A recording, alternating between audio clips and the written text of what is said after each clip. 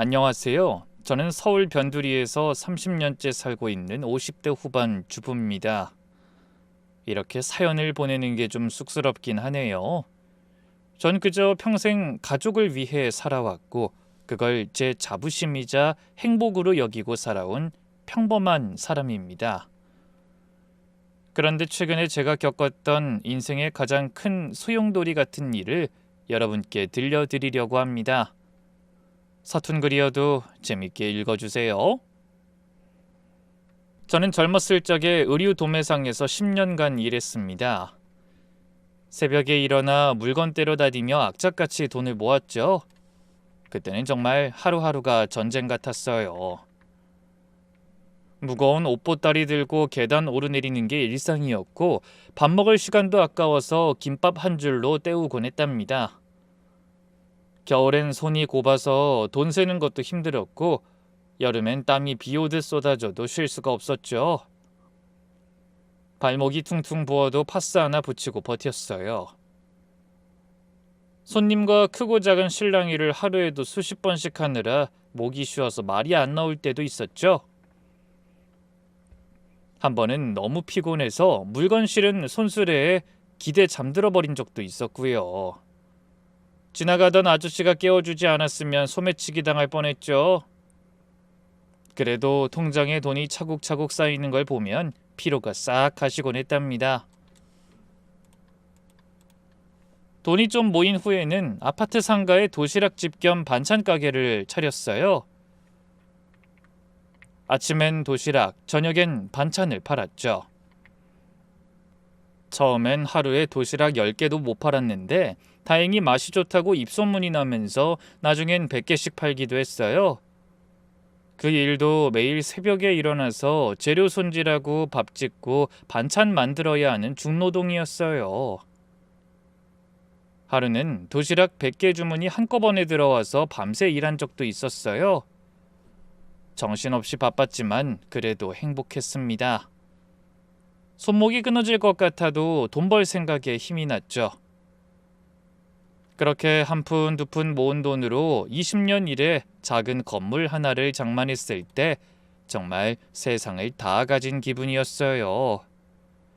비록 작은 곳이긴 하지만 제 이름으로 된 첫 건물이었으니까요. 이곳저곳 임대를 주니 월세도 꽤 짭짤하게 들어왔어요. 처음 월세를 받은 날 혼자 건물 앞에서 한참을 울었답니다. 고생한 세월이 주마등처럼 지나가더라고요. 아참, 그 남편은 제가 도시락집 할 때 매일 오던 단골 손님이었어요. 남편은 택시기사였는데 아내와 사별 후 혼자 아들을 키우고 있었죠. 요즘 말로 돌싱이라고 하죠. 처음엔 사연을 알고 나선 그저 안쓰러운 마음에 반찬 하나 더 넣어주곤 했는데 어느새 정이 들더라고요. 말수는 적었지만 항상 잘 먹었습니다 인사는 꼭 하는 사람이었어요. 아저씨, 오늘도 김치찌개 도시락이죠? 네, 그리고 아들 녀석 것도 하나 더 주세요. 돈가스로요. 초등학생이라면서요. 혼자 집에서 먹어요? 네, 그 학원 끝나고 혼자 먹어야 해서. 안 됐네. 애가 혼자 먹으면 얼마나 외로울까. 딱한 마음에 아이 도시락엔 과자도 하나씩 넣어주고 반찬도 더 넣어줬죠. 한 번은 아이가 아빠 따라왔는데 이모 도시락 맛있어요 하면서 환하게 웃는 게 너무 예쁘더라고요. 그러다 결정적인 사건이 있었습니다. 어느 날 밤늦게 가게 문 닫고 매상 정리하고 있는데 밖에서 소란이 났어요. 취객 서너 명이 제 가게 앞에 서성이다 저에게 시비를 건 거예요. 아줌마 잔돈 좀 바꿔줘요. 죄송합니다만 이미 정산 끝났어요. 아니 이 아줌마가 말이야 장사하는 사람이 그것도 못해줘. 죄송한데 금고에 다 넣어서. 거짓말하지 마. 아까 보니까 돈 세고 있더만. 한 명이 문을 발로 차면서 소리를 지르기 시작했어요. 겁에 질려서 경찰에 신고하려고 휴대폰을 꺼내는데 다른 한 놈이 문을 열고 들어오려 했죠. 문 열어라! 내가 직접 바꿔갈 테니까. 안 돼요. 나가세요. 그때 어디선가 남편이 나타나 그 남자들을 막았어요. 아니 이 아저씨는 또 뭐야? 뭐긴 뭐야.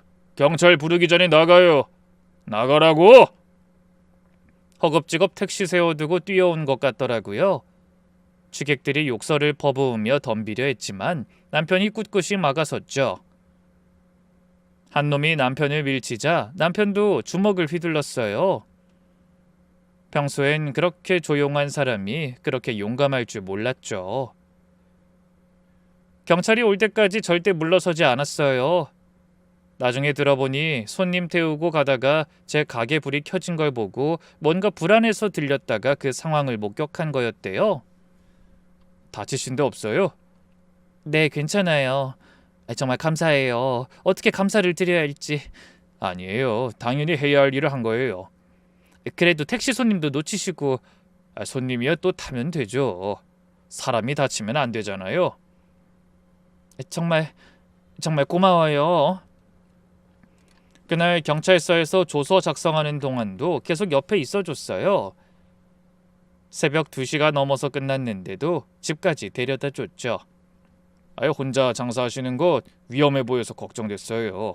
앞으로 문 닫을 시간에 제가 근처에 있으면 들릴게요. 아니 그런 건 괜찮은데. 아들 도시락도 매일 사가는데 뭘 괜찮다고 그래요. 제가 할 수 있는 거예요. 정말 든든하네요. 감사해요. 그날 이후로 마음을 열게 됐고 서로의 처지를 이해하게 됐죠. 남편은 아내를 암으로 잃고 혼자 아이를 키우느라 얼마나 힘들었는지 조금씩 털어놓기 시작했어요. 그 사연과 남편의 진중함에 결국 저는 결혼을 결심했습니다. 초등학생이던 아이도 처음엔 낯설어했지만 제가 정성껏 챙겨주니 곧 마음을 열었어요. 이모, 아니 엄마 이거 정말 맛있어요. 그래? 더 먹어. 많이 만들었으니까. 우리 아빠랑 결혼해줘서 고마워요. 그 말 한마디에 눈물이 핑 돌았던 기억이 나네요. 그때 이 아이의 진짜 엄마가 되어야겠다고 결심했죠. 전 저 아들이지만 제가 낳은 자식처럼 키웠어요. 처음엔 서먹했지만 진심으로 대하니까 아이도 마음을 열더라고요. 학교 행사엔 빠짐없이 참석했고 아플 땐 밤새 간호했죠. 학부모 참관 수업 날 다른 엄마들이 수근거렸어요. 제 엄마 처음 봤는데. 새 엄마래. 아빠가 재혼했대. 어머 애가 불쌍하네. 그런 말들이 들려도 더 당당하게 아들을 챙겼어요.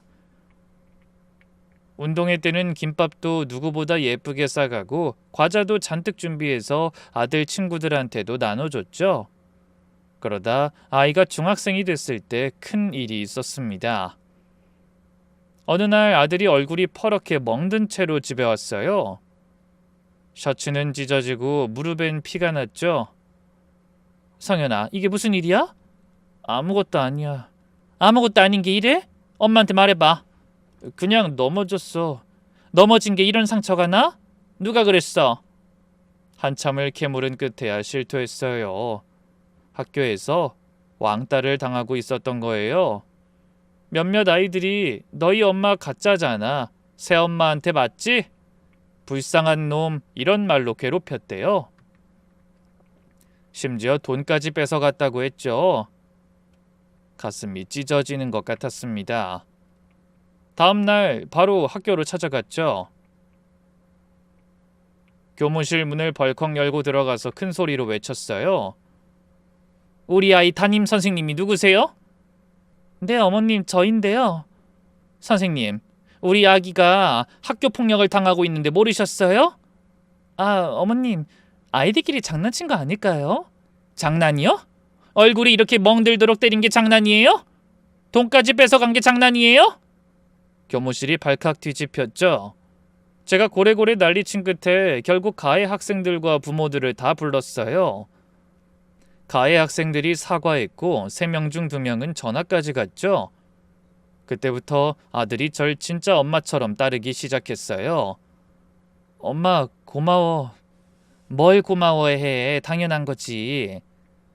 고등학교 때는 게임 중독에 빠져서 고생 좀 했습니다. PC방에서 밤새고 오기 일쑤였죠.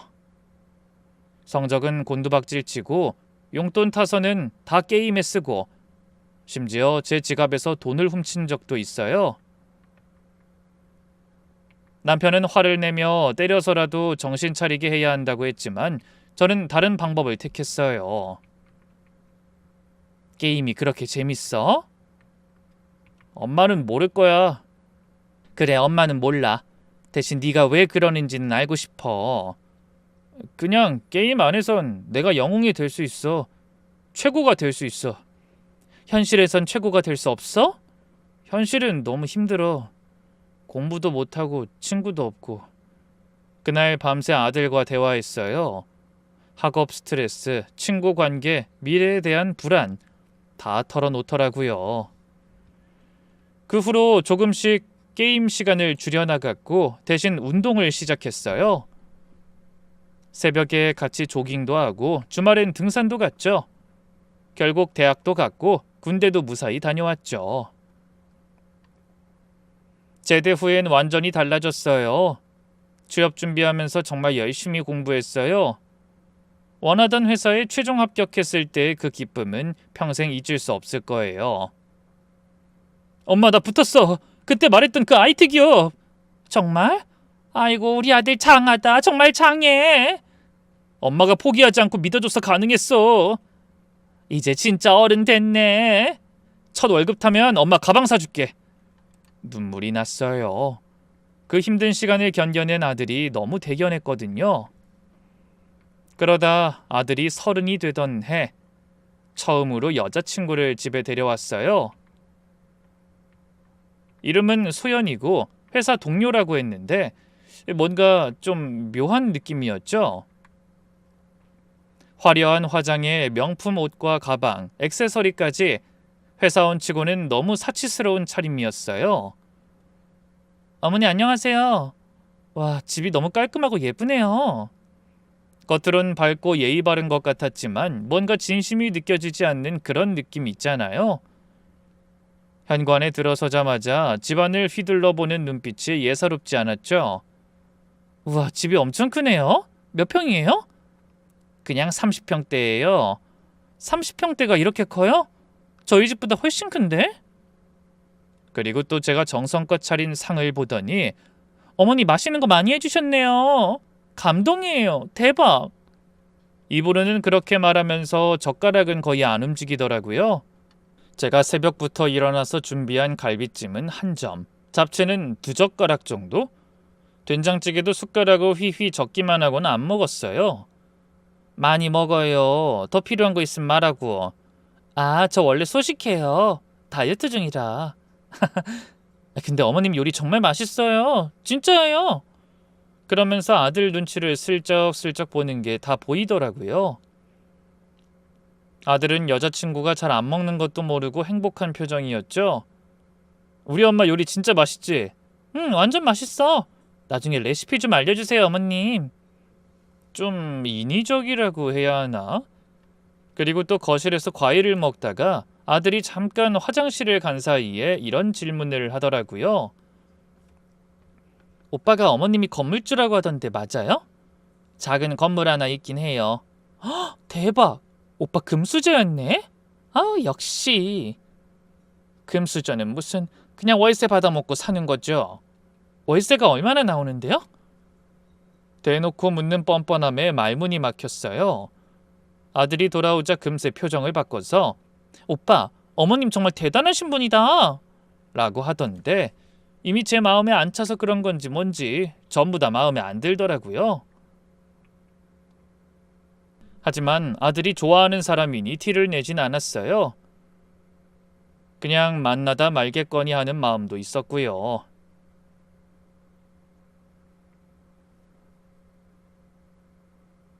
그런데 둘이 만난 지 1년 만에 소연이 그 친구가 결혼을 서두르기 시작했습니다. 아들을 통해 들어보니 회사에서 구조조정 명단에 올라 있었다고 하더라고요. 기혼자는 해고 대상에서 제외된다는 회사 방침 때문에 급하게 결혼하려 했죠. 하지만 저와 남편은 처음부터 결혼에 회의적이었어요.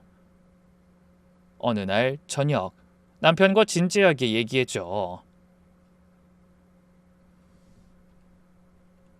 여보, 난 사실 그 소연이란 친구 뭔가 이상해. 좀 더 지켜봤으면 좋겠어요.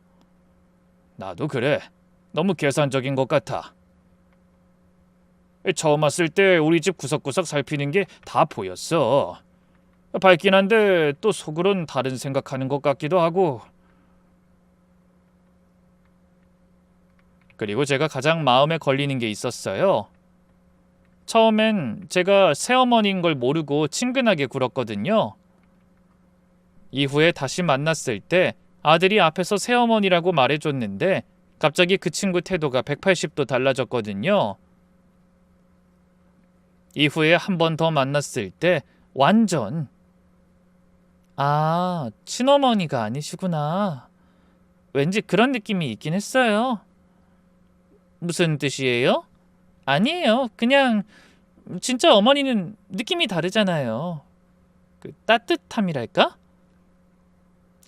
제 말이 그게 아니고 어머니도 따뜻하세요. 이런 말을 은근슬쩍 흘리더니 나중엔 대놓고 무시하는 투가 됐죠. 아들 없을 때는 대면대면하게 굴고 눈도 안 마주치고요. 이런 이유들 때문에 저희는 아들에게 결혼은 신중해야 한다. 조금만 더 생각해보라고 타일렀습니다. 그랬더니 어느 날 저녁 아들 녀석이 우리 앞에 무릎을 꿇었습니다. 엄마 아빠 할 말 있어요. 뭔데 그래? 무릎까지 꿇고. 결혼 허락해줘 제발. 눈물까지 글썽이면서 말이에요. 왜 이렇게까지 하는 거야? 그 여자가 결혼 안 하면 헤어지자고 해. 회사에서 잘릴 것 같다고. 결혼이라도 해야 한대.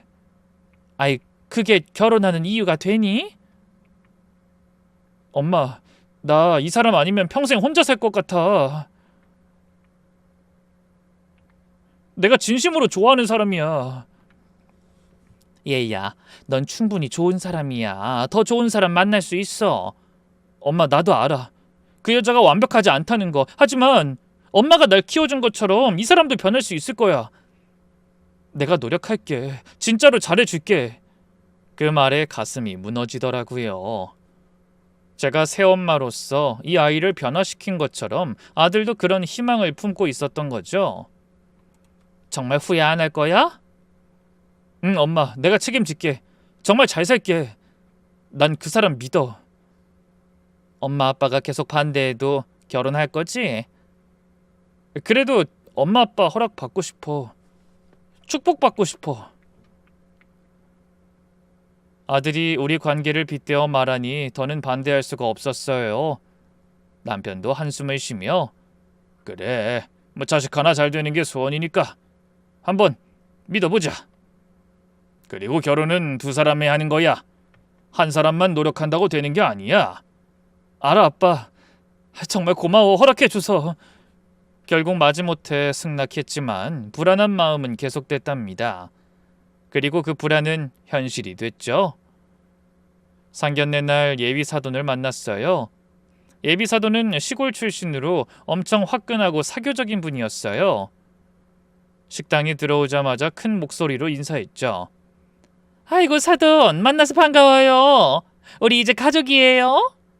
처음 보는 사이인데 덥석 껴안는 거예요. 향수 냄새가 너무 진해서 숨이 막힐 정도였죠. 당황스러웠지만 나쁜 사람은 아닌 것 같아서 그러려니 했어요. 우리 딸 진짜 예쁘죠? 어릴 때부터 동네에서 제일 예뻤어요. 연예인 하라는 소리도 많이 들었는데 공부를 더 하고 싶다고 해서. 사실 공부는 별로였지만 3시간 내내 딸 자랑이었습니다. 그러다가 갑자기 제 차림을 위아래로 훑어보더니 사돈은 좋은 거 입으셨네? 역시 건물주는 다르구나. 그 브랜드 옷 비싸죠? 100만 원은 넘을 텐데? 네? 건물주요? 이건 그냥 아울렛에서. 에이 겸손은 그 시계도 명품이네? 우와, 몇 천만 원짜리 아니에요? 아니에요. 이거는 가품. 농담도 잘하시네. 우리 딸도 저런 거 좀 사줘야 하는데 사돈이 며느리 예쁘게 봐주세요. 분명 소연이가 건물주 이야기를 했겠죠. 대놓고 재산을 언급하는 게 부담스러웠어요. 사돈 남편은 한마디도 안 하고 멍하니 앉아만 있었는데 나중에 들어보니 사업 실패로 빚이 2억이나 있다고 하더라고요. 우리 상년이 대기업 다닌다며 연봉이 얼마나 돼요? 그건 또 왜 물으세요? 다 같이 있는 자리에서? 아니, 그래야 우리 딸이 어떻게 살지 계획을 세우죠. 집은 언제 장만할 건지, 애는 몇 명 낳을 건지. 그건 애들이 알아서 해야죠. 알아서는 무슨, 부모가 다 계획해줘야죠. 우리 딸은 좀 어리버리해서 사돈이 많이 도와주셔야 하는데. 그러자 소연이가 그제야 엄마 팔을 잡으며 엄마 그만해. 부끄러워. 뭐가 부끄러워? 다 너 잘 되라고 하는 소리지. 사돈도 이해하시죠? 딸 가진 부모 마음 다 똑같잖아요. 겉으론 부끄러워하는 척했지만 소연이도 귀 기울여 듣고 있는 게 보였어요. 어머니가 우리 재산 캐낼 때마다 눈이 반짝반짝 빛났죠. 결혼식을 준비하던 과정은 잘 기억이 안 나요. 뭔가 마음에 드는 건 하나도 없으니 그냥 아이들이 하고 싶은 대로 둔 거죠. 최소한의 선택만 하고요. 금전적으로 많이 도와주지도 않았어요. 도와주려 했었는데 아들이 자기들 힘으로 하고 싶다고 했거든요. 그래서 그런 걸까요? 결혼식 날 며느리의 행동이 영 마음에 안 들었어요. 시댁 식구들한테는 형식적으로만 인사하고는 바로 친정적으로 가버리더라고요. 안녕하세요. 딱 한마디. 그것도 눈도 안 마주치고 말이죠. 우리 친척들이 와서 축하한다고 하면 네, 감사합니다. 건조하게 대답하곤 바로 돌아서서 가버렸어요. 미소는 짓고 있는데 영혼이 없는 미소였죠. 마네킹이 웃는 것 같았어요. 패백 때는 더했습니다. 절을 하는 둥 마는 둥 대충 하는 게 다 보였어요. 무릎도 제대로 안 꿇고 고개도 살짝만 숙이고 며느리, 우리 집안에 온 걸 환영해. 잘 먹고 잘 살아. 네. 시아버지가 덕담을 해주는데도 딴 데 보면서 듣는 척만 했어요. 제가 정성껏 준비한 패백 음식도 젓가락만 댔다가 놨죠. 이거 어머니가 직접 만드신 거예요? 새벽부터 만들었어. 아, 고생하셨네요. 말은 그런데 표정은 그래서 뭐? 하는 식이었어요. 친척 어르신 한 분이 아이고 예쁜 신부네. 우리 집안에 복이 들어왔구나. 이렇게 말씀하시니까 과찬이세요. 무뚝뚝하게 대답하곤 시계를 보더라고요. 빨리 끝났으면 좋겠다는 표정이었죠. 결혼식 내내 정이 안 가고 가족이 된 느낌이 전혀 들지 않았어요. 남편도 비슷한 생각이었고요. 분명 우리가 결혼을 많이 도와주지 않아서 그런가 보다 했죠. 그런데 우리가 거절한 것도 아니고 본인들 힘으로 하겠다고 했으면서 그런 태도를 보인 게 아직도 이해가 가지 않아요. 결혼식 날엔 억지로 참았지만 이미 마음은 식어버렸죠. 결혼 후 며느리는 거의 얼굴을 안 비췄습니다. 신혼여행 다녀온 후 인사 한 번 안 왔어요. 한 달이 지나서야 아들이 혼자 왔죠. 엄마 왔어. 왔어. 며느리는? 집에서 쉬고 싶다네. 미안해 엄마 아빠. 신혼여행은 잘 다녀왔고? 응, 잘 다녀왔어. 표정이 어두워서 물었어요. 무슨 일 있어? 아니야, 그냥 회사 일이 좀 많아서. 며느리랑은 잘 지내? 응, 잘 지내. 대답은 그렇게 했지만 뭔가 숨기는 게 있는 것 같았어요. 첫 명절인 추석 때도 며느리는 안 왔어요. 엄마 이번 추석에 못 온대. 왜? 첫 명절인데. 요즘은 명절에 시댁 안 가는 게 트렌드래. 각자 편하게 보내는 거래. 트렌드? 명절이 무슨 트렌드야. 가족이 모이는 날인데. 소연이가 부담스럽대. 미안해. 어이가 없어서 말이 안 나오더라고요. 남편도 화가 났지만 애써 저를 달래줬죠. 요즘 애들은 다 그렇다니까. 우리 때랑은 다른가 봐. 그래도 첫 명절인데 인사라도 와야 하는 거 아니야? 아들만 행복하면 됐지. 그 말에 억지로 마음을 달랬죠. 하지만 아들 생일에도 며느리는 안 왔어요. 이쯤 하면 일부러 그러는 게 너무나 티났죠. 와이프는 또 왜 안 오셨대? 또 부담스러우시대? 미안해 엄마 아빠. 회사 회식이 있대. 빠지기 어렵다고. 네 생일인데도? 요즘 회사가 바빠서. 아들 표정이 어두웠지만 더 캐묻지 않았습니다. 부부 일에 끼어들고 싶지 않았거든요. 아들이 결혼한 지 2년 동안 며느리를 본 건 손에 꼽을 정도였어요. 그마저도 오랜만에 보면 긴 대화 한번 나누지 않고 잠시 있다가 쏙 가버렸죠. 남보다 못한 사이랄까? 잘해주려고 해도 결혼 준비 당시 기억에 앙금이 남아있는 건지 뭔지 뒤끝이 길더라고요. 가끔 아들만 혼자 올 때가 있었는데 그때마다 수척해가는 게 보였어요.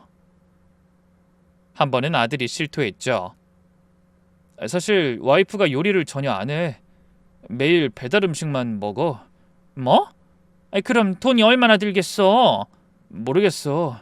한 달에 100만 원은 나가는 것 같아. 그것도 내가 다 내. 와이프는 월급 한 푼도 안 써. 왜? 자기 돈은 자기가 관리한대. 결혼 전부터 그렇게 하기로 했대 혼자서. 기가 막혔지만 아들이 불쌍해서 뭐라 못했어요. 힘들면 엄마한테 와서 밥 먹고 가. 고마워 엄마. 걱정과 불안감이 너무 컸지만 저희가 할 수 있는 건 없었어요. 그러다 결혼 2년 만에 임신 소식을 들었어요. 아들이 전화로 알려왔죠.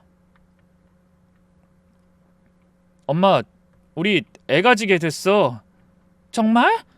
아이고 잘 됐다. 며느린 괜찮아? 응, 그 입덧이 심한데 괜찮대.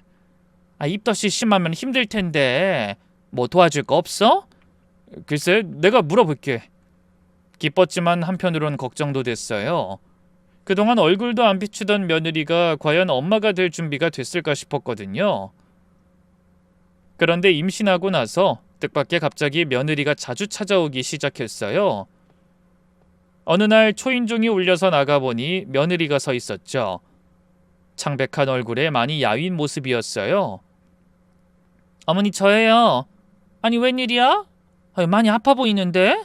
입덧이 너무 심해서 좀 쉬다 가도 될까요? 당연하지. 어서 들어와. 소파에 눕자마자 끙끙 앓는 소리를 냈어요. 처음으로 약한 모습을 보이더라고요. 뭐 좀 먹을래? 죽이라도 끓여줄까? 아니요. 냄새만 맡아도 토할 것 같아요. 그래도 뭐라도 먹어야지. 애기한테도 영양분이 가야 하잖아. 어머니가 해주시는 건 먹을 수 있을 것 같아요. 친정엄마 음식이 그리운데 너무 멀어서. 그 말에 마음이 조금 누그러졌어요. 딱해 보이기도 했고요. 매실차를 타주니 조금씩 마시더라고요. 친정도 못 가봤어? 지방이라 너무 멀어요. 게다가 입덧이 심해서 차도 못 타겠어요. 그래? 아유 힘들겠네. 엄마 보고 싶을 텐데. 네, 혼자 있으니까 너무 무서워요. 애가 잘 크고 있는지도 모르겠고 혹시 문제 있으면 어쩌나.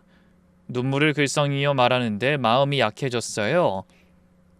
앞으로 힘들면 언제든 와. 내가 도와줄게. 정말요? 감사해요, 어머님. 정말 죄송한데 제가 좀 누워 있어도 될까요? 아이, 그럼 편하게 쉬어. 내가 이불 가져다 줄게. 그때부터 거의 매일 왔어요. 와서는 하루 종일 누워 있었죠.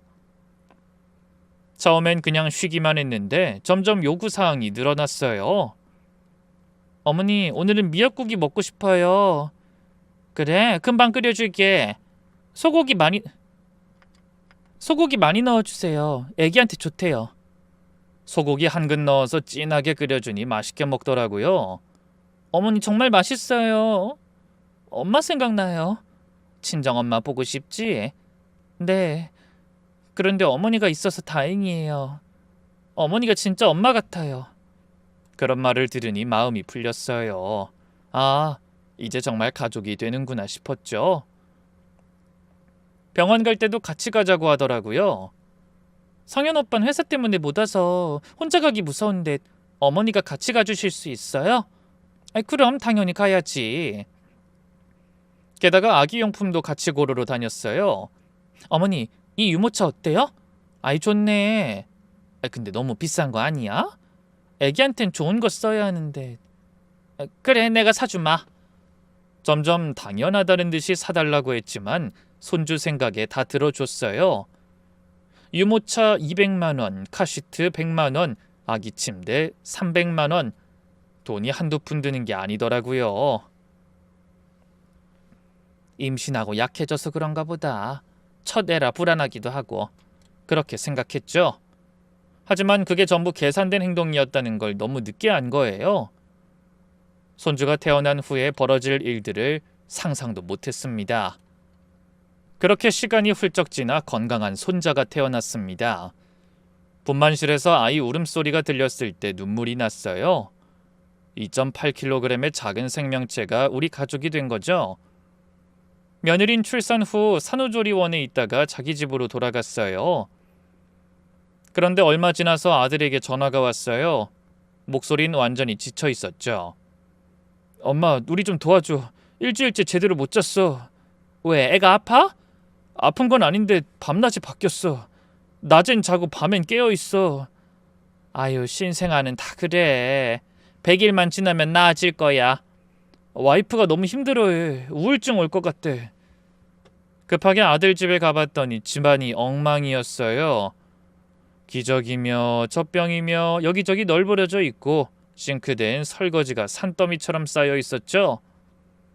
아들은 수염도 못 깎은 채 아이를 안고 있었고 며느리는 소파에 파묻혀서 핸드폰만 보고 있었어요. 애는 울고 있는데도 말이죠. 애 우는 거 안 봐? 못하겠어요. 너무 힘들어요. 귀 막고 싶어요. 그래도 엄마인데. 엄마라서 더 힘든 거예요. 책임감이 너무 무거워서. 그때부터 아들이 퇴근 후마다 제게 하소연하기 시작했어요. 와이프가 애한테 관심이 없는 것 같아. 기저귀도 안 갈고 분유도 내가 다 먹여. 산후 우울증인가 보다. 시간 지나면 나아질 거야. 그래도 엄만데 애가 울어도 모른 척해. 이어폰 끼고 드라마 봐. 많이 힘든가 보네. 내가 가서 도와줄게. 처음엔 하루 2-3시간만 가서 도와주려 했는데 점점 시간이 늘어났어요. 며느린 제가 오면 바로 외출 준비를 했죠. 어머니 오셨으니 저 좀 나갔다 올게요. 어디 가는데? 미용실 좀. 머리가 너무 엉망이라서요. 애는? 어머니가 봐주시잖아요. 금방 올게요. 금방이라더니 5시간 만에 돌아왔어요. 머리도 하고 네일도 받고 쇼핑도 했다면서 양손 가득 쇼핑백을 들고 왔죠. 애용품 샀어? 아니요, 제 옷이요. 출산 후 살쪄서 옷이 안 맞아요. 어느 날은 새벽 2시에 아들한테 전화가 왔어요. 엄마 지금 올 수 있어? 애가 3시간째 오는데 어떻게 해야 할지 모르겠어. 병원 가봤어? 응급실 갔다 왔는데 별 이상 없대. 배앓이인 것 같대. 와이프는 방문 잠그고 잤어. 시끄럽다고 화내면서. 급하게 택시 타고 갔어요. 도착해보니 아들은 거실을 왔다 갔다 하며 애를 달래고 있었고 안방에선 며느리 코 고는 소리가 들렸죠. 와이프한테 도와달라고 안 했어? 했지. 근데 네가 낳은 애니까 네가 알아서 하라고 하더라. 뭐? 네가 낳은 애가 뭔 말이야? 요즘 맨날 그래. 자긴 모르겠대. 기가 막혔지만 일단 애를 받아 안았어요. 배를 시계 방향으로 부드럽게 문지르고 다리를 자전거 타듯 움직여주니 방귀를 뀌면서 울음을 그쳤죠. 엄마, 며칠만 와서 봐줄 수 없을까? 그래, 뭐 내가 낮에라도 와서 봐줄게. 엄마 없으면 진짜 못 살 것 같아. 그렇게 매일 가서 손주를 돌보기 시작했죠. 아침 9시에 가면 며느리님이 외출 준비를 마친 상태였어요. 어머니, 오늘도 감사해요. 저 병원 갔다 올게요. 무슨 병원? 피부과요. 기미가 생겨서. 하루는 8시간을 나가 있기도 했어요. 피부과 갔다가 백화점 갔다가 친구 만났다가 애는 온전히 제 몫이었죠. 기저귀 가는 것부터 목욕, 수유, 재우기까지 전부 다 제가 했죠. 내가 황혼 육아를 하게 될 줄이야. 손주가 100일 지나고부터 며느리가 제게 직접 전화하기 시작했습니다. 그전까지 아들을 통해서만 연락했는데 이제는 대놓고 돈 얘기를 했죠. 어머니, 기저귀 값이 부족해요. 한 달에 20만 원은 드는데. 그래? 아들 월급으로 충분할 텐데. 오빠 월급은 월세랑 관리비, 보험료, 적금 내면 끝이에요. 너도 월급 받잖아. 제 월급은 별도고요. 저는 육아휴직 중이라서 얼마 못 받잖아요. 며칠 후엔 또 전화가 왔어요. 분유도 떨어졌어요. 좋은 거 먹이려니까 한 통에 5만 원이에요. 5만 원? 아니, 그렇게 비싸? 유기농이라서요. 애한텐 좋은 거 먹여야죠. 매번 돈 얘기만 하니 지쳤어요. 한 달에 한두 번이 아니라 일주일에 두세 번씩 전화가 왔죠. 그러던 어느 날 며느리가 울먹이며 전화했어요. 어머니, 저 정말 죽고 싶어요. 갑자기 무슨 소리야? 매일 돈 달라고 하기도 미안하고 애 키우는 것도 너무 힘들고 저 정말 못 살겠어요. 진정해. 무슨 일인지 차근차근 말해봐. 남편은 자기도 힘들다고 하고 애는 계속 울고 시댁에선 며느리 노릇 제대로 못한다고 무시하고. 제가 언제 무시했나 싶어서 큰 소리로 물었어요. 아니, 내가 언제 무시했어? 아니, 그게 아니라 저 스스로 그런 생각이 들어요. 저 정말 쓸모없는 사람 같아요. 마음은 고가운데 계속 울어대니 어쩔 수 없이 한참을 달래줬어요. 그리고 며칠 후 며느리가 직접 찾아왔어요. 애를 유모차에 태우고 왔는데 눈이 퉁퉁 부어 있었죠. 어머니, 부탁이 있어요. 뭔데? 차라리 카드 하나 주시면 안 될까요? 손주 용품만 사는 거예요. 카드를? 네. 그럼 어머니께 매번 손 벌리지 않아도 되고 저도 눈치 안 보고 필요한 거 살 수 있고 하나뿐인 손주 용돈 기념으로 생각해 주시면 안 될까요? 아들도 퇴근하고 와서 거들었어요. 엄마, 그게 나을 것 같아. 와이프가 매번 돈 달라고 하기 미안해서 스트레스 받는데. 며느리가 두 손을 모으고 간절하게 부탁했어요. 한도는 얼마로 할까? 200만 원이면 충분할 것 같아요. 200만 원? 그것도 많은데? 기저귀, 분유, 옷, 병원비 다 합치면 그 정도는 들어요. 남편과 상의했어요. 여보, 어떻게 생각해? 글쎄, 매번 돈 달라고 하는 것보단 나을 수도 있겠네. 그래도 카드를 주면 한도 정해놓고 명세서 확인하면 되지 않을까? 결국 월 한도를 정해두지 않고 가족 카드를 만들어줬습니다. 명세서는 제 핸드폰으로 오게 설정했죠. 카드를 받은 며느리가 감격했어요. 어머니, 정말 감사해요. 은혜 잊지 않을게요. 처음 한 달은 마트에서 기저귀, 분유, 물티슈 산 것, 소아과 진료비, 약국에서 약 산 것, 다 애 관련된 것들이었죠. 두 번째 달도 비슷했어요. 아기 옷 한 벌, 장난감, 이유식 재료. 그런데 세 번째 달부터 이상한 결제가 보이기 시작했어요. 백화점 10만 원, 20만 원. 전화해서 물어봤죠. 백화점에서 뭐 샀어? 아, 그거요? 애 옷이에요. 백화점 아동복이 좋아서. 20만 원짜리 아기 옷? 요즘 좋은 거는 다 비싸요. 우리 애한텐 좋은 거 입히고 싶어서. 그럴 수 있다고 넘어갔는데 점점 액수가 커졌어요. 30만 원, 50만 원, 80만 원. 이건 뭐야? 아기 침구요. 아토피 방지 제품이라 비싸요. 80만 원이구나. 어머니, 우리의 건강이 중요하잖아요. 카드 준 지 석 달째 되던 날이었어요. 평화로운 오후, 설거지하고 있는데 핸드폰이 울렸습니다. 카드사 번호였죠. 고객님, 본인 확인차 연락드렸습니다. 지금 2천만 원 일시불 결제 승인 요청이 들어왔는데 맞으신가요? 뭐라고요? 2천만 원요? 네, 강남 땡땡 가구점에서 결제 시도 중입니다. 아니요, 제가 한 게 아니에요. 가족 카드인데 일단 보류해 주세요. 네, 알겠습니다. 10분 내로 연락 안 주시면 자동 승인됩니다. 손이 떨렸어요. 당장 며느리에게 전화했죠. 지금 2천만 원짜리 뭘 사려고 한 거야? 아, 그게 저 지금 가구점에 있는데요. 가구점? 거기서 뭐해? 저희 엄마 돌침대 좀 사드리려고요. 뭐 돌침대? 네, 그 친정엄마 허리가 안 좋아서요. 환갑도 다가오고 해서 효도 좀 하려고. 순간 말문이 막혔어요.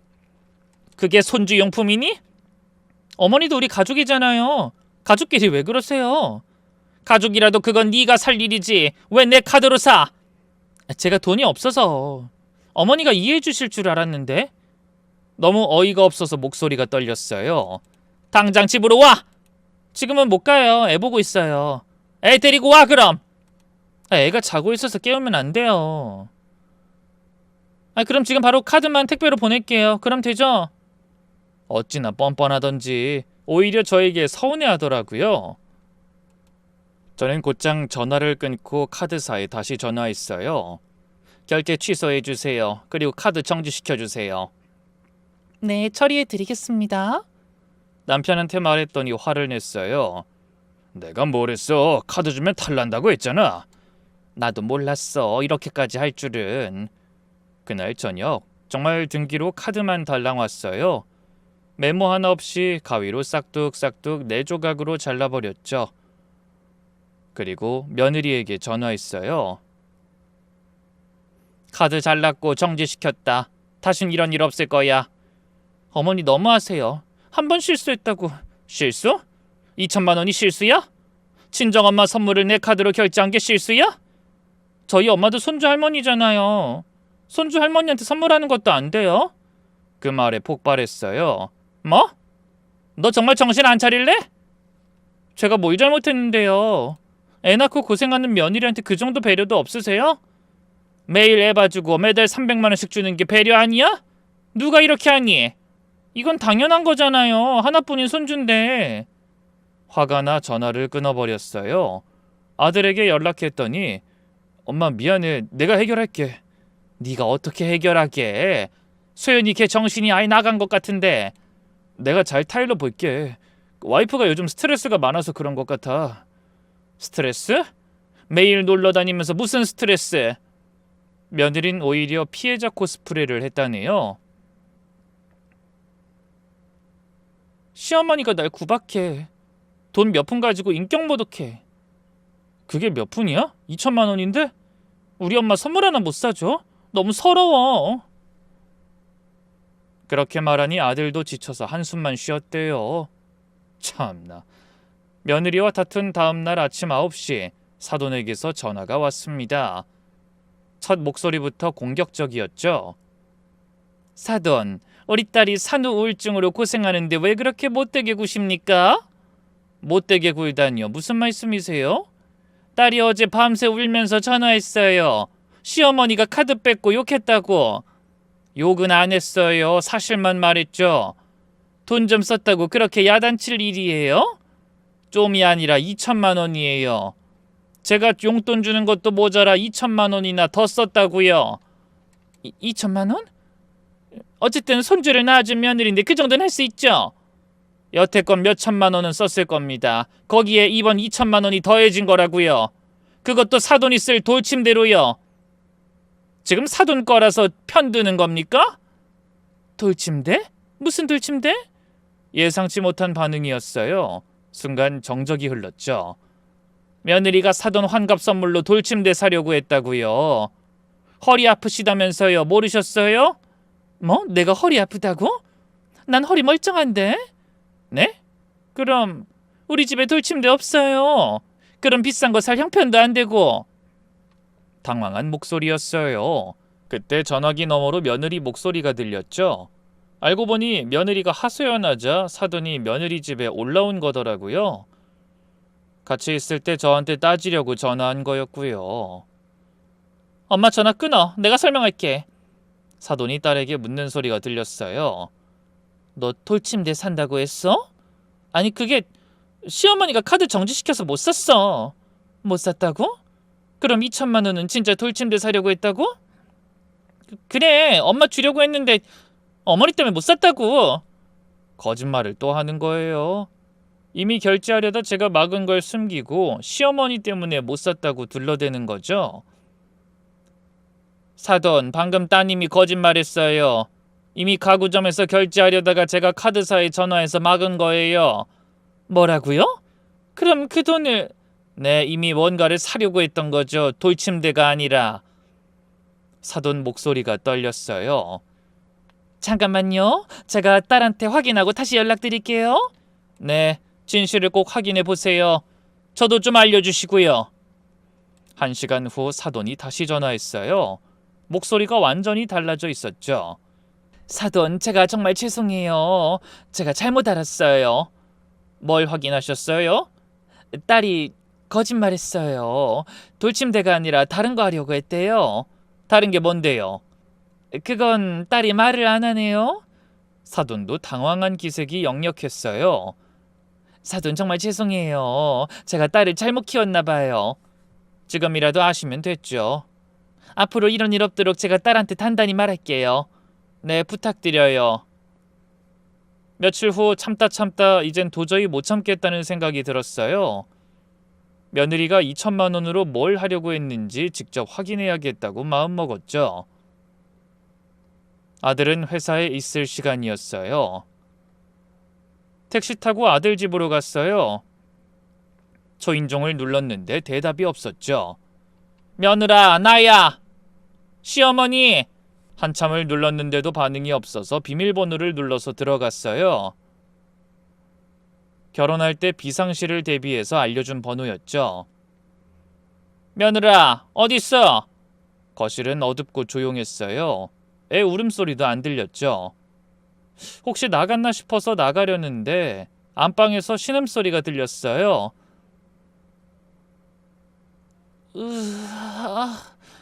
놀라서 문을 열었더니 충격적인 모습이 눈에 들어왔죠. 며느리가 얼굴이 퉁퉁 부은 채로 침대에 누워 있었어요. 눈 밑엔 멍이 시퍼렇게 들어 있었고 코엔 붕대가 감겨 있었죠. 입술도 부어서 2배는 커져 있었어요. 이게 뭐야? 어머니 왜 우셨어요? 말을 제대로 못할 정도로 부어 있었어요. 발음도 세고 침도 흘렸죠. 너 성형수술한 거야? 네. 고개를 끄덕였어요. 충격과 분노로 손이 떨렸죠. 미쳤구나. 애 낳은 지 4개월밖에 안 됐는데 성형을... 출산 후에 너무 우울해서 했어요. 뭐라 하지 마세요. 화장대 쪽을 보니 서류들이 잔뜩 있었어요. 다가가서 보니 성형외과 영수증들이었죠. 하나씩 펼쳐봤어요. 쌍꺼풀 재수술, 코수술, 지방흡입, 필러... 날짜를 보니 예전부터 계속 시술 받았더라고요. 그 전부터 계속 하다가 아마 이번에 제 카드로 크게 성형하려 하다가 실패한 것 같아요. 그래도 결국 하긴 했지만요. 수술한 직후라서 그런지 제가 캐묻는 말에 포기하고 다 대답해 주더라고요. 너 이 수술은 무슨 돈으로 한 거야? 그건 남편 카드로. 아들 카드로? 성현이가 알아? 몰라요. 우리 생활비로 한 거라. 침대 옆 탁자를 보니 진통제며 항생제가 잔뜩 있었죠. 그때 거실에서 애 우는 소리가 들렸어요. 나가보니 애가 바운서에 혼자 있었죠. 기저귀도 차고 얼굴엔 우유 자국이 말라 있었어요. 애를 이렇게 방치했어? 움직일 수가 없어서 수술한 지 3일밖에 안 됐어요. 3일? 그럼 그동안 애는? 그냥 울다 지치면 자고. 아들에게 당장 오라고 연락했어요. 엄마 무슨 일이야? 회사인데? 당장 와! 급한 일이야. 와이프한테 무슨 일 있어? 와서 직접 봐. 조퇴하고 빨리 와. 30분 후 아들이 헐레벌떡 뛰어왔어요. 엄마 무슨 일이... 말하다가 아내 얼굴을 보고 멈췄어요. 충격받은 표정이었죠. 이게 뭐야? 자기 아프다고 방에서 끔찍도 안 하더니... 오빠 미안해. 성형수술한 거야? 미안해. 너무 우울해서. 아들이 화장대 위 서류들을 봤어요. 영수증들을 하나씩 확인하다가 핸드폰으로 통장을 확인했어요. 그리고 무너져 내렸죠. 내 월급이 다 이런 데 쓴 거야? 미안해. 피부과 300만 원, 에스테틱 200만 원, 네일샵 50만 원. 매달? 보상받고 싶었어. 결혼하고 애 낳고 희생한 거 보상받고 싶었어. 보상? 네가 뭘 희생했는데? 내 청춘, 예쁜 시절을 결혼으로 날렸잖아. 아들이 믿을 수 없다는 표정으로 물었어요. 그럼 그동안 생활비 없다고 한 것도 거짓말이었어? 엄마한테 손 벌린 것도 다 네 성형비 때문에? 미안해. 그러자 폭발한 아들이 자기가 그동안 얼마나 고생했는지 털어놨어요. 나 점심도 못 먹고 다녔어. 돈 아끼려고 컵라면만 먹었어. 옷도 3년째 같은 거 입고 구두도 구멍 나서 깔창 깔고 다녔다고. 미안해. 미안? 그게 끝이야? 제가 아들에게 말했습니다. 성현아, 더는 참지 마. 엄마, 네가 괴로운 건 나도 똑같이 괴롭다. 그러니 이제 그만 끝내. 하지만 애는 우리가 키우면 돼. 이 여자한테 못 맡겨. 며느리가 울면서 매달렸어요. 오빠, 한 번만 용서해줘. 다신 안 그럴게. 다시는? 너 몇 번째야? 아들이 충격적인 사실을 털어놨어요. 엄마, 사실 결혼 전에도 이런 일 있었어. 뭐? 내 카드 훔쳐서 명품백 사고 통장에서 돈 빼서 관리받고. 근데 왜 결혼했어? 그때마다 울면서 빌었어. 다신 안 그런다고. 사랑한다고. 바보같이 믿었는데. 결혼하면 나아질 줄 알았는데. 아들이 결심한 듯 말했어요. 이혼하자. 더는 못 살겠어. 애 보는 것도 돈 버는 것도 다 내 몫인데 당신은 자기 욕심만 채워. 오빠 제발 한 번만. 아니, 끝이야. 이혼 소송을 시작했어요. 변호사 사무실에서 양가가 모두 모였죠. 며느린 목 보호대를 하고 왔어요. 성형수술 부작용으로 염증이 생겼다나 뭐라나. 변호사가 이혼 사유를 물었어요. 어떤 이유로 이혼을 원하시는지 말씀해 주세요. 아내가 저와 어머니를 속이고 돈을 마음대로 썼습니다. 얼마나 되나요? 다 합치면 총 1억이 넘습니다. 며느리 측 변호사가 반박했어요. 그건 부부 공동 생활비 아닙니까? 생활비가 전부 성형외과로 갔는데요? 아들이 준비한 서류를 꺼냈어요. 카드 명세서, 통장 거래 내역, 그리고 결정적으로 며느리가 친구들과 주고받은 카톡 내용이었죠. 여기 보시면 아내가 친구들에게 자랑한 내용입니다. 뭐라고 되어 있나요? 시어머니 등쳐먹는 중 킥킥. 건물주 시어머니 덕에 공짜로 성형함. 애는 시어머니한테 맡기고 나는 매일 놀러 다님. 친정 부모님도 충격받은 표정이었어요. 소연아, 너 이게 사실이야? 아빠, 그게... 너 정말 이렇게 살았어? 며느리가 또 거짓말을 시작했어요. 시어머니가 절 구박해서 우울증이 생겼어요. 뭐? 구박? 내가 언제? 맨날 감시하고 돈 쓰는 것도 간섭하고. 감시? 매일 애 봐주러 간 게 감시야? 그러자 이번에도 아들이 단호하게 말했습니다. 변호사님, 저는 거짓말에 속지 않겠습니다. 아내는 육아도 거부했습니다. 하루에 애 안는 시간이 30분도 안 됐어요. 증거 있습니까? 있습니다. 제가 매일 작성한 육아일지입니다. 아들이 꼼꼼히 적은 노트를 보여줬어요. 언제 기저귀 갈았는지, 누가 분유 먹였는지, 아이가 언제 울었는지. 대부분 제가 하거나 어머니가 하셨습니다. 아내 이름은 거의 없죠. 그건 제가 몸이 아파서 성형외과 다니느라 바빴겠죠? 분위기가 며느리에게 불리하게 돌아갔어요. 변호사도 할 말이 없었나 봅니다. 의뢰인 사실대로 말씀하셔야 해요. 저는 피해자예요. 피해자? 1억을 빼돌린 사람이? 결국 며느리 측에서 먼저 합의를 제안했어요. 양육권 포기하고 위자료 지급하고 이혼하겠습니다. 그런데 다음날 며느리가 말을 바꿨어요. 양육권 포기 못해요. 애는 내가 키울 거예요. 변호사 사무실에서 다시 만났죠. 갑자기 왜 말을 바꾸시죠? 생각해보니 애가 불쌍해서요. 엄마 없이 크면 상처받을 거예요.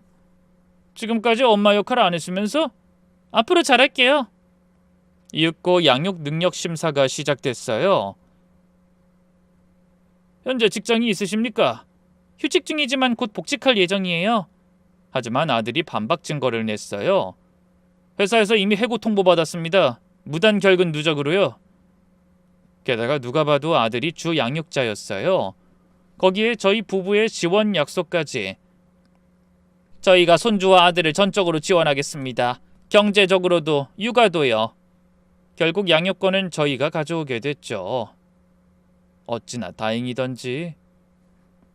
이혼이 확정되고 손주를 우리 집으로 데려왔어요.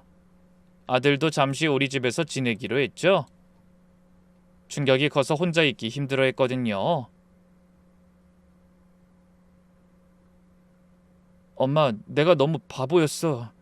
지나간 일이야. 이제부터 잘하면 돼. 엄마 아니었으면 정말 큰일 날 뻔했어. 그런 말 하지 마. 우린 가족이잖아. 손자는 처음엔 적응을 못했어요. 밤에 자주 깨고 보챔도 심했죠. 엄마를 찾는 건지 아니면 불안한 건지. 우리 강아지 할머니랑 있으니까 좋아? 아이고 우리 강아지. 매일 일정한 시간에 밥 먹이고 놀아주고 재웠어요. 한 달쯤 지나니 안정을 찾기 시작했죠. 마마. 처음으로 엄마라고 부른 날 가슴이 찡했어요. 비록 친엄마는 아니지만 이 아이에겐 제가 엄마나 다름없었으니까요. 아들도 점차 회복했어요. 엄마, 나 다시 시작할 거야. 그래, 잘할 수 있어. 우선 빚부터 정리하고 돈 모아서 애 교육비 마련할 거야. 욕심 부리지 마. 천천히 해. 퇴근하면 바로 집에 와서 아이랑 잘 놀아주더라고요. 주말엔 다 같이 나들이도 갔어요. 동물원, 놀이공원, 공원. 평범하지만 행복한 시간들이었죠. 그렇게 6개월쯤 지났을 때 아들이 승진했어요. 엄마, 나 과장 됐어. 정말? 아유, 우리 아들 대단한데? 이제 월급도 오르니까 생활비 좀 보탤게. 아유, 그런 거 신경 쓰지 마. 네 돈은 네가 모아. 며느린 한 달에 한 번 아이를 보러 왔어요. 처음 몇 번은. 우리 애기 엄마야. 아이가 반응이 없자 서운해했죠. 당연했어요. 6개월 동안 안 봤으니 그마저도 점점 뜸해졌어요. 3개월에 한 번, 6개월에 한 번. 이번 달도 못 갈 것 같아요. 또? 벌써 3달째인데 재혼 준비 때문에 바빠서. 재혼? 이혼한 지 1년도 안 됐는데 벌써 재혼을 하더라고요. 상대는 60대 사업가. 근데 1년도 안 돼서 또 이혼했다는 소문을 들었죠. 엄마 들었어? 그 사람 또 이혼했대. 그래? 이번엔 상대가 사기꾼이었대. 사업한다고 했는데 알고 보니 빚쟁이. 아유, 자업자득이네. 그러게. 근데 이번엔 위자료도 못 받았대. 뭐 우리와는 이제 상관없는 일이었죠. 그동안 우리 가족은 더 단단해졌어요. 이 일로 많은 걸 깨달았어요. 가족이란 이름으로 모든 걸 용서해야 한다는 생각이 얼마나 위험한지, 진정성 없는 친절 뒤엔 계산이 숨어 있다는 것, 자식이 불쌍하다고 무작정 도와주는 게 오히려 독이 될 수 있다는 것도요. 지금은 손자와 아들, 남편과 함께 소박하지만 확실한 행복을 누리고 있어요. 때로는 배신의 상처가 아플 때도 있지만 그 경험이 우리를 더 강하고 현명하게 만들어줬죠. 지금까지 저의 사연을 읽어주셔서 감사해요. 여러분도 행복하시길 바래요.